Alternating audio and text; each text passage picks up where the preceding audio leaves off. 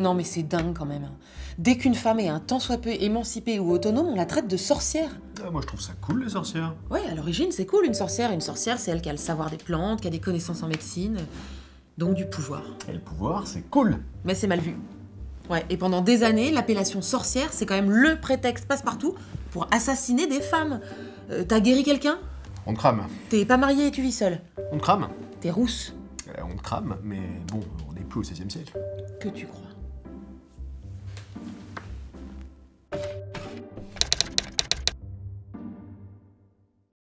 Là, regarde. La sorcière de l'Ardèche en 1885. Ah oui, bien après le XVIe siècle. Beaucoup, il est vrai, riaient de pitié et haussaient les épaules quand ils entendaient accuser la bonne femme d'avoir fait périr une vache ou d'avoir empêché une poule de pondre, rien qu'en regardant de travers, du côté de l'étable ou du poulailler.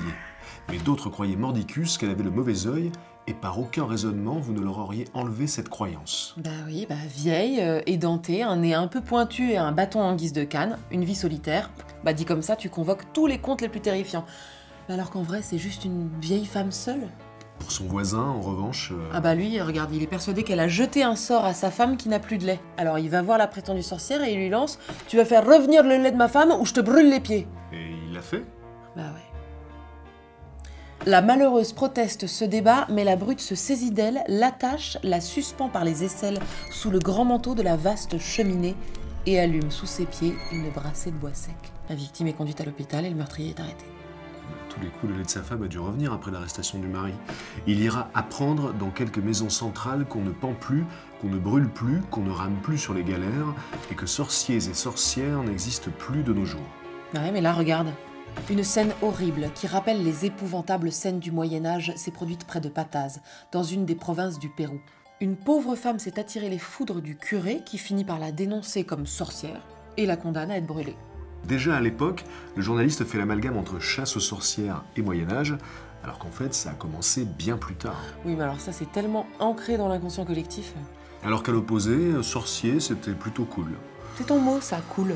Le sorcier, c'est la force, le contrôle des éléments, l'alchimie... Bah ouais, alors que sorcière, c'est juste une représentation un peu diabolique des femmes. Tiens, un autre exemple. Le bûcher de la sorcière.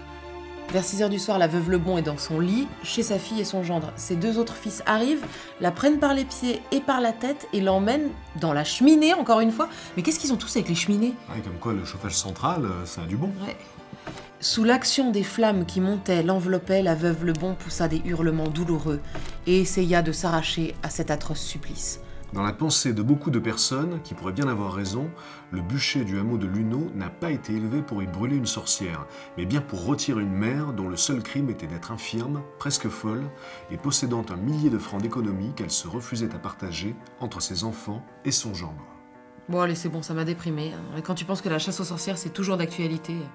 Je te jure de ne jamais chasser de sorcières et de tout faire pour que ça s'arrête. Bon, ok. Dans ce cas, t'auras le droit de goûter mon ragoût de vipère. Tout de suite? Non, à la prochaine pleine lune. Ah, cool.